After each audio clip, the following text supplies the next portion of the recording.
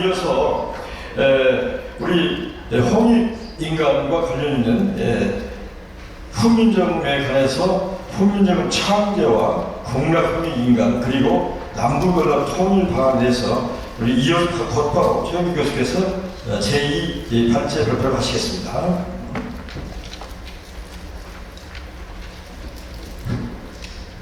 서서 말씀드리겠습니다.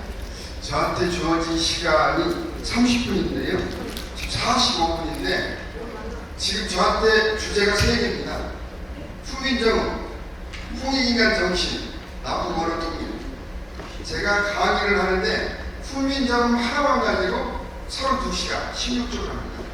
홍익인간 정신 또 한 학기, 남북언어 통합 한 학기. 시간적으로 보니까요. 후민정음은 580년 전에 방문했습니다.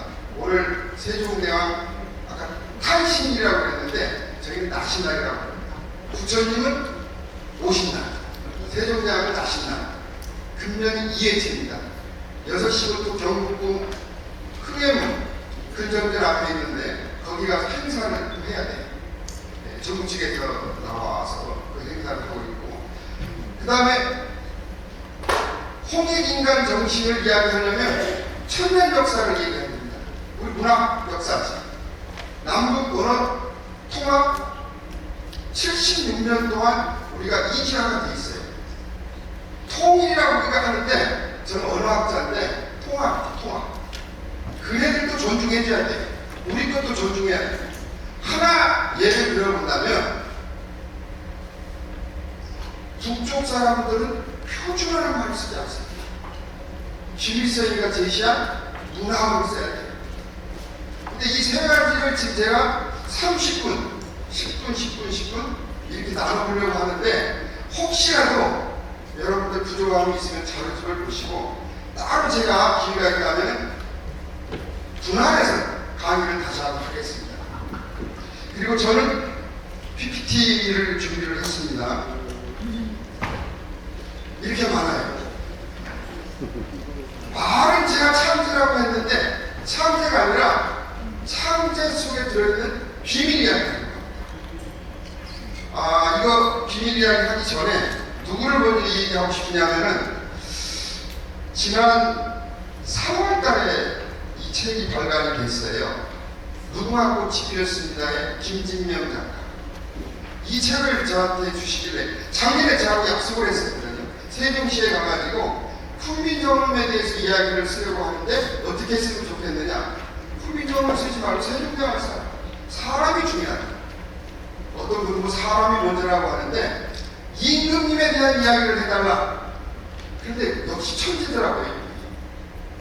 무궁화 꽃이 피었습니다가 뭐 오해마구가 걸렸다는데 이걸 몇 달 만에 작년 10월 달에 저하고 합방을 같이 했는데 몇 달 만에 3월 달에 이 책이 나왔어요. 그래서 이제 얼마 전에 이 책 출판 기념회를 하고 제가 이 책을 받았는데 하룻밤에 제가 이걸 다 읽었는데 눈물이 났어요.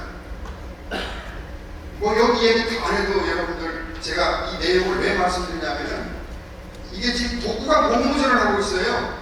상금이 얼마인 줄 아세요? 2억입니다. 2억. 책 사서 한번 보시고 제가 요점만 좀 정리할게요. 1등하면 3천만 원 줘요. 근데 많은 사람들 나눠주니까 제가 왜 이 말씀을 드리냐면 많은 사람들이 세종을 르네상스식이다. 정말 성공이다. 뛰어난 인물이다. 이분처럼 모르는 게 없다. 천만에 만만해. 이분이 3가지를 고민합니다. 첫째, 명나라와 우리가 어떻게 잘 지낼 수가 있을까? 엄청난 일이죠. 명나라는 대국이고 우리는 소국이고. 두 번째는 내가 데리고 있는 신하들이 왜 이렇게 나를 반대하느냐? 아니오시다. 이분이 말을 믿지 않겠다라는 거예요. 이게 32년 동안에 하루도 빠지지 않고 내가 편한 날이 없었다. 1898회 경연을 하는데 경유회에서 본인은 새벽 4시에 일어났다. 그만큼 이분은 준비를 많이 했다는 거예요. 세 번째, 어떤 고민이냐? 내가 언어학자가 아닌데 과연 내가 이 문장을 만들었을 때 우리 백성들이 이걸 따라서 쓸 수 있을까? 본인과의 갈등입니다. 이 3가지 고민을 32년 동안 하다가 돌아가신 거예요. 어떤 분은 이런 얘기를 합니다. 이 훈민정음 참 쉬운 글자. 세종은 그렇게 생각하지 않았어요.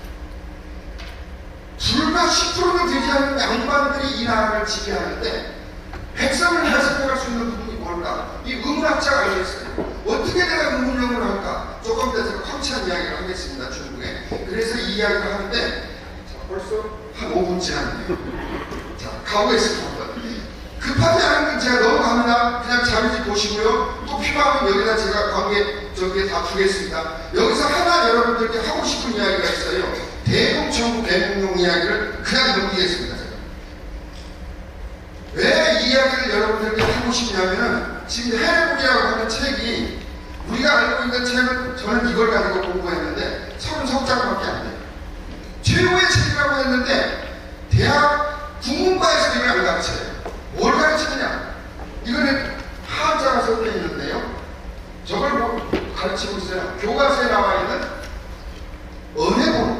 언해본을 잠깐 가르치는데 이 언해본은요 사실은 해내본 앞쪽에 나와 있는 일부만 여기 소개됩니다.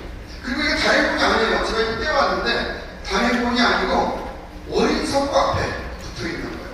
이거는 경북 안동에서 발견된 이제 제대로 된 책이죠. 경북 안동에서 발견된 1940년에 나온 훈민정음 책인데 이걸 교수님들이 제대로 안 가르치는 거예요. 그래서 오늘 몇 군데만 부분을 이야기하려고 하는데 아이고 넘어가네. 어디가 이렇게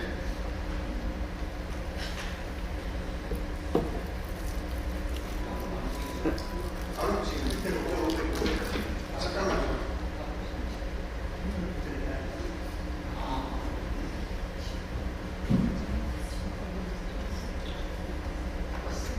밑에 눌러보세요. 이렇게 좀 화면 좀 봐주세요. 자, 여기서도 1분 지나갑니다. 제 교수님 좀 네. 죄송한데 예, 빨리 하겠습니다. 키포인트만 하셔가지고 네, 하세요. 여기서 여러분들이 훈민정음 위중에서도 중요한 걸 제가 말씀드리려고 해요. 끝에 보면은 전인지가 뭐라고 썼느냐? 정통 신뢰 상합이라는 말을 여기다 써놨습니다. 정통이 누군 줄 몰라요. 명나라의 영종 황제. 근데 이분은 8살에 황제가 됐어요. 시인은 18살이에요. 우리나라 세종은 그때 당시에 세종 28년이면요. 이분이 22살에 임금이 됐으니까 50살입니다. 이때 이것을 내가 이때 아니면 바꾸를 하지 않겠다. 여기에 이 소설에서 어떻게 이야기를 했느냐? 명나라 황제 이 사람이 이런 얘기를 합니다.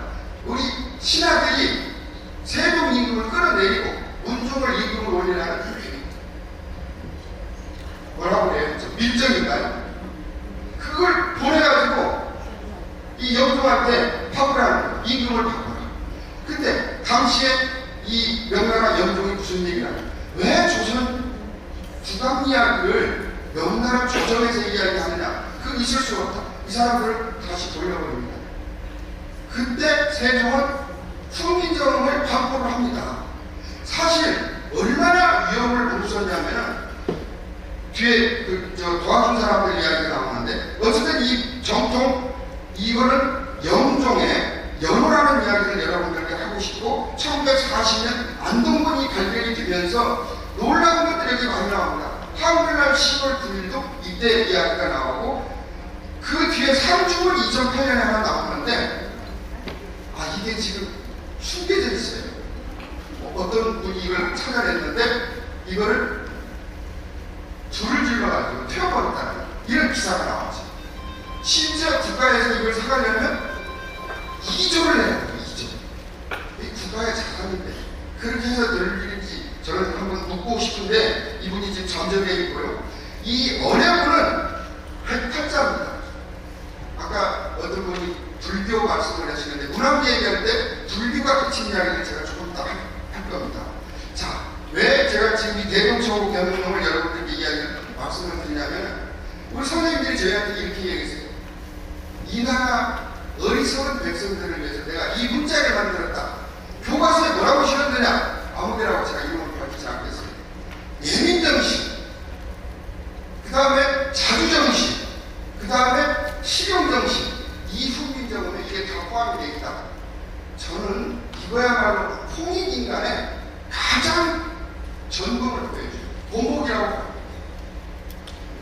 제가 주장을 하는데 링컨이 노예 해방운동을 외쳤다면 세종은 이 책을 가지고 문자 해방운동을 최초로 외쳤다. 저는 이렇게 제안하고 싶고요. 대동천국 대문명을 어리석은 백성을 위해서 내가 이 문자를 만들었으니 어리석은 백성들이 깨우치라고 하는데 제가 해석은 그렇게 하지 않습니다. 제가 이제 70이 되다 보니까 제 나름대로 생각이 생겼어요. 대동은 나라는 우리가 비록 작지만 그 영향력은 대단하다. 이런 생각을 세종으로 가졌던 거예요. 큰 대자를 쓴 거는요, 명나라, 원나라, 청나라, 심지어 영국 같은데 대명, 대영 이렇게 썼는데 대공은 우리 조선을 가리키는 말입니다. 천고는 옛날부터 우리가 어리석은 민족이 아니라 문화민족이었는데 약간 생략된 부분이 있어요. 그런데 이 문자를 가지고서 우리 백성뿐만 아니라 다른 문자가 없는 그런 민족들도 깨우치고 조선이 말하자면 동방에 이 조선이 다른 나라를 끌어가야 된다는 이 의미가 여기 있는 거예요. 대동천국 대몽국. 뭐 자꾸 그대로 해석할 수도 있겠지만 반드시 이것을 저는 의역을 해야 된다는 거예요. 근데 지금 이 동상, 광화문 동상에 지금 펼친 자리가 이 자리예요. 이게 저 드론으로 찍어놓은 겁니다. 드론. 대동천국 대몽국. 그 다음 앞장이 뭐가 있냐면 제작 모신궁이 있어요. 제작 모신궁은 무슨 이야기냐? 내가 신의 솜씨를 잠깐 빌렸다.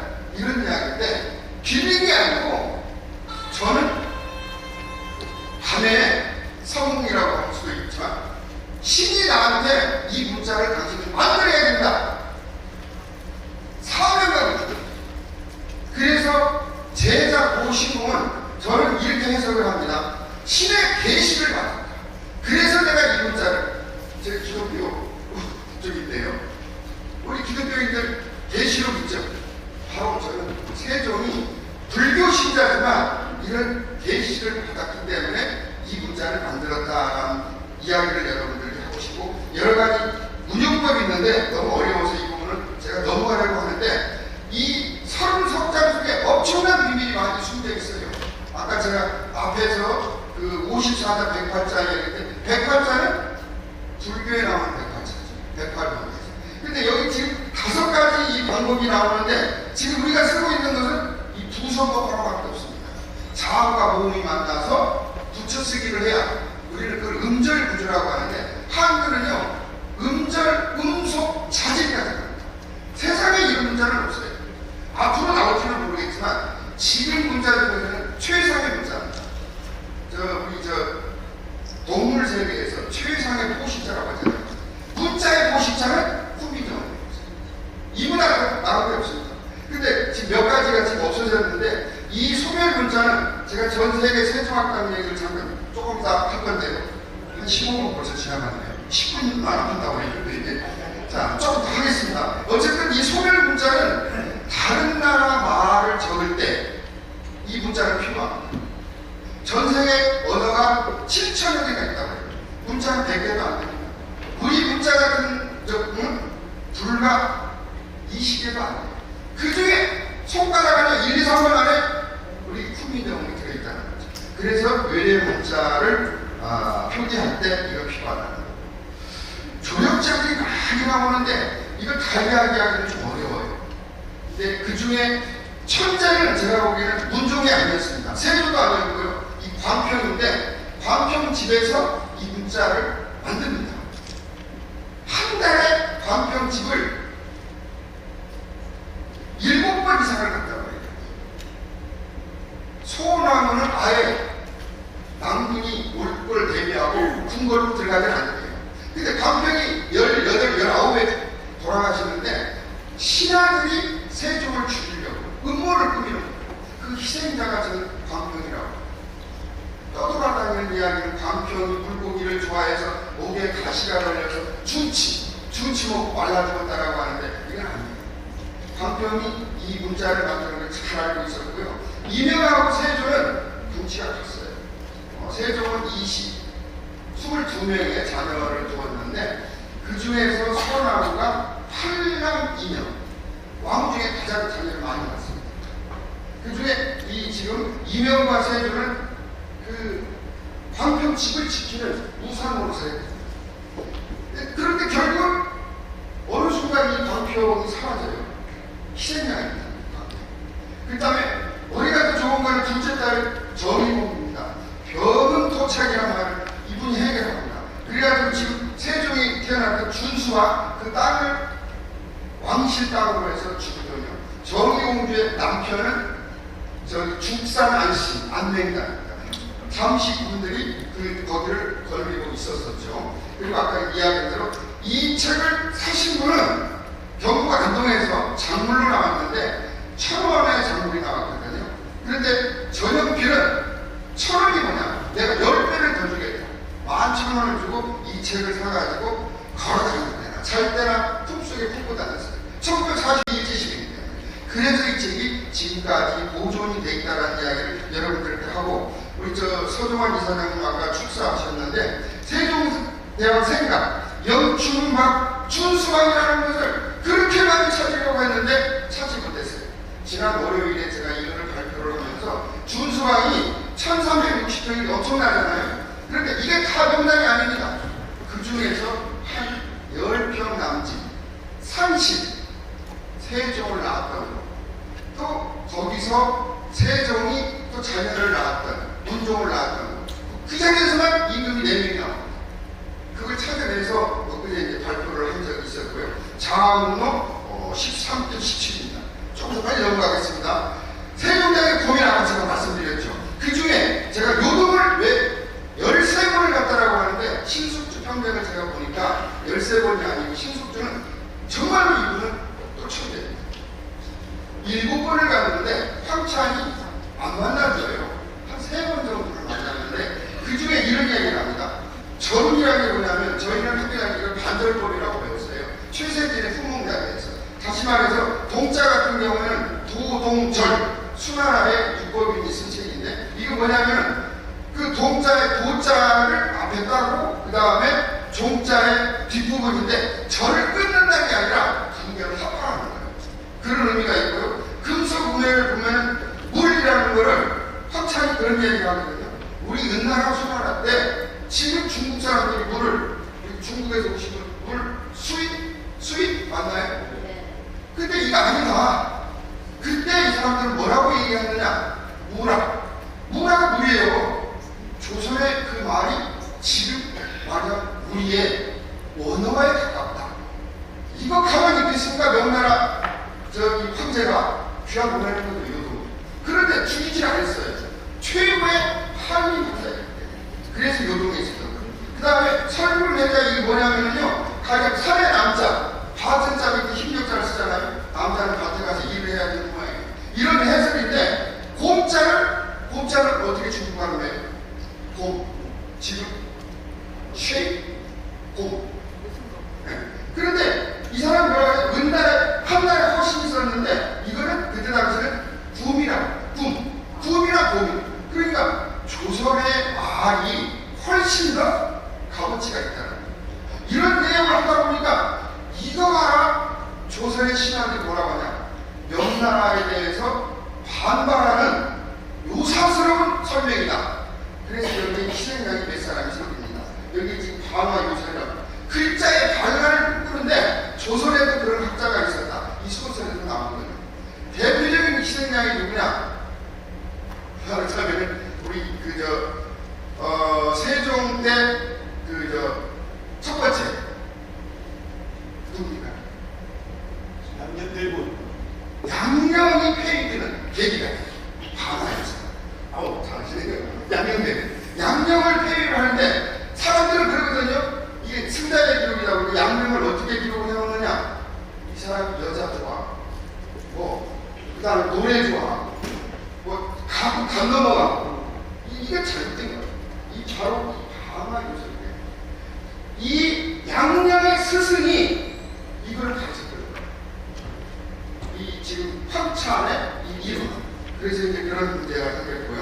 자, 이거 넘어가겠습니다. 여기 있는 공대에 있는.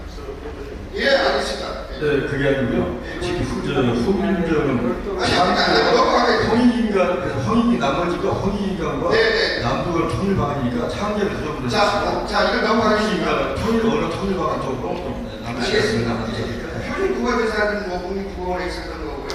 많은 질문에 넘어가겠습니다. 세종학당 문제, 이게 지금 87개, 252개가 있다는 거. 이거는 제가 이제 몽골에 있으면서 몽골의 교육제도를 바꿔놓고 왔거든요. 언어정책교육을 만들었고요. 교육제도를 바꿔놨어요. 제가 강의할 때 지금 여기 100명이 안 것 같아요. 2,500명이 있어요. 대학교에서. 이게 지금 국영방송, 민영방송에서 소개됐던 그런 자료입니다. 자, 이거 좀 들었으면 좋겠는데 넘어가겠습니다. 굉장히 열풍인데. 잠깐만 볼까요?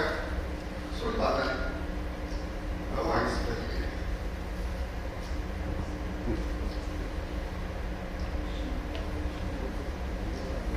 자, 이것도 넘어가고요. 말도 잘 안 듣는데.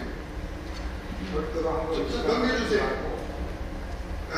여기에 지금 제가 여러 가지 문자 얘기를 나왔는데 그림 문자, 낱말 문자, 음절 문자, 음소 문자 그 중에서 가장 그 문자의 최상위는 이 한글이라는 이야기를 여러분 하고 싶고요. 그래서 안 넘어가면 다시 이걸 보내주세요. 안 넘어가는데 내려가는 방향. 내려가는 자, 이건 이제 외국의 학자들이 우리 한글에 대해서 최고의 학자들입니다. 이분들이 다 이렇게 지금 이야기를 했는데, 이 자질 문자에 대한 이야기를 하나 좀 할까요? 제가 샘슨이라는 영국의 언어학자인데요. 우리 혀소리 이 서름에 대해서 이야기를 하는데, 보통 저희가 도시를 이야기할 때 시티를 그러거든요. 근데 영어학자가 잘 시티가 아닙니다. 시리 발음을 저를 가르쳐줘요. 스파게티가 아니라 스파게티, 젠틀맨이 아니라 제노. 이게 같은 서른 되어 있다는 걸 영어학자한테서 제가 이걸 공부를 했습니다. 참 놀라운 이야기죠. 이거 자꾸 이것도 말이 안 되고.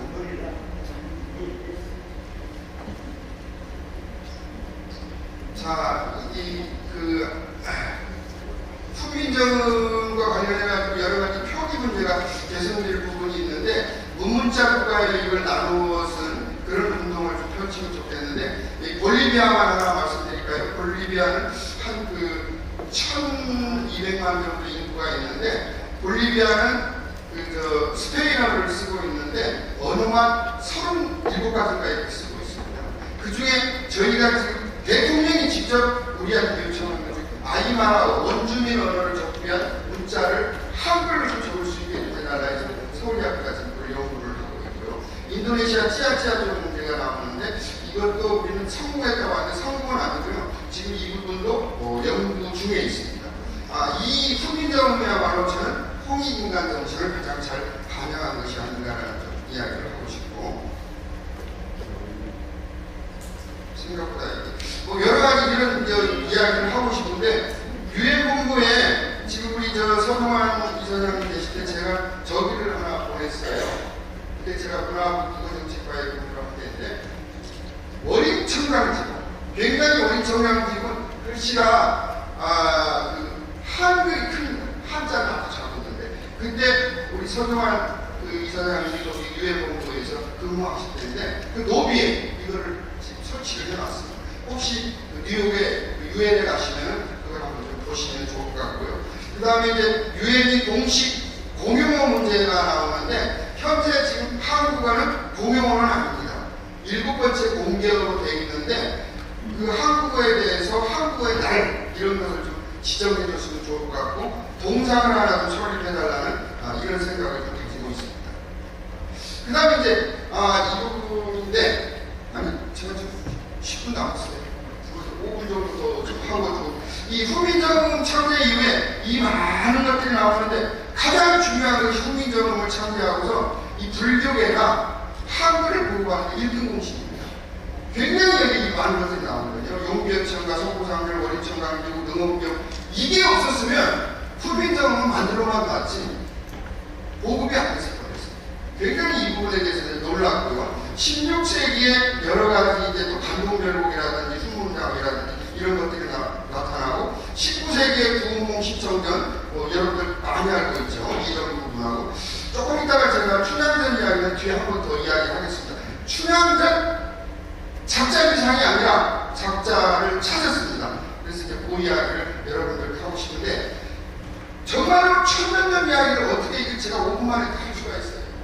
근데 문학 속에서 제가 한 3가지만 이렇게 여러분들께 가져왔는데 화분의 홍길동전, 보통은 적서차를 철배다 탕강어리 숙청이다 이게 아니라 소설을 공부하신 분들은 저는 이제 언어학자지만 제가 학부 시절에 이런 것을 공부를 했거든요. 5단계 소설 구성 요소가 있습니다.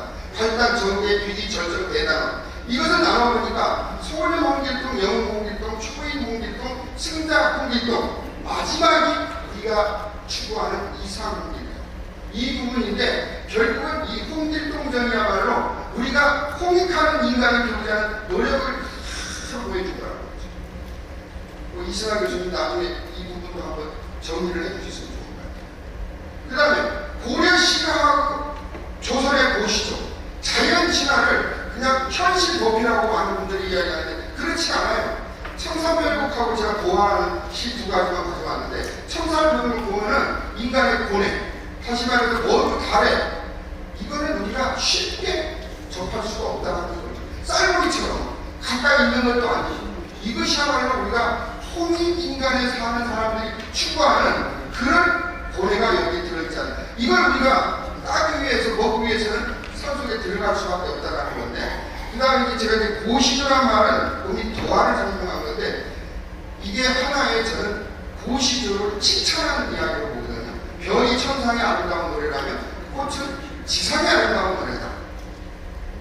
이 경구라고도 어떤 분은 했는데 이름을 밝혀도 괜찮은 돌아가셨으니까 서울대학교 정병욱 교수가 한국 고전문학을 이해해서 앞에 이 부분을 써놨어요. 너무 좋아서 제가 이 부분을 가져왔고 지금 이제 꽃이 한참 피어있는데 특히 도화, 복숭아꽃을 많이 저희들이 시도에서 많이 나타나거든요. 도화는 흩날리고 녹음은 퍼져간다. 안민영의 금옥정보에 나오는데 이거야말로 우리가 생각하는 이상향의 세계가 아닐까.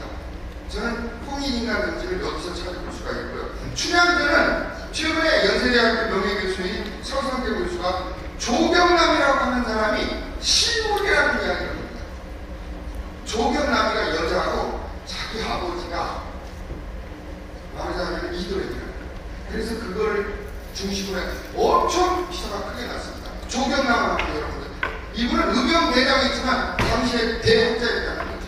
춘향전은 우리는 연료의 상징이다, 뭐 배도 차이를 초월했다 이런 거에 이야기를 하는데 이거야말로 윗사람이 아랫사람과 같이 사는 홍익 정신을 그대로 보여준 대표적인 작품이다라고 이렇게 저는 이거를 봤습니다. 맞습니까? 박수 한번 쳐주세요.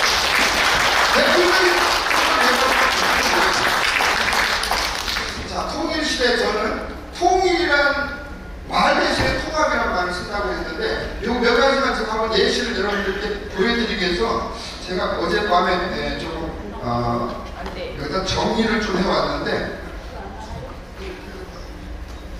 그 표준어를 이제 문화라고 이 사람들은 이렇게 썼는데 가령 저는 북쪽을 2번 갔다 왔거든요. 2번 갔다 왔는데 그 사람들 만나면 괜찮다는 말 대신 일 없습니다. 많이 들어보셨죠? 그 다음에 임차 곧 통이 옵니다. 곧이라는 곧. 그 다음에 사전을 만들 때요 고추장이라는 말이 이 사람들이 몰라요. 뭐라고 하느냐? 댕가시장이라고 댕가시. 이래서 이제 사전을 만드는 그런 계기가 되고 북쪽은 지금 외래어필법을 쓸 때 영어를 안 씁니다. 러시아를 써요. 우리 아파트라고 하잖아요. 아파트. 그 다음에 멕시코를 갔다. 멕시코. 그 다음에 월남. 그 베트남이라고 하잖아요. 월남 가면 웬남. 이렇게 지금 많이 달라졌어요. 재밌는 게 있어요. 우리 동거부라고 하잖아요. 뜨개. 그 다음에 그 가정주부를 갖다 가두에서 우리 바쁘다. 오늘 뭐 시간이 없어 굉장히 바쁘다는 말을 이 사람들은 참다 이렇게 해석을 하는 거죠.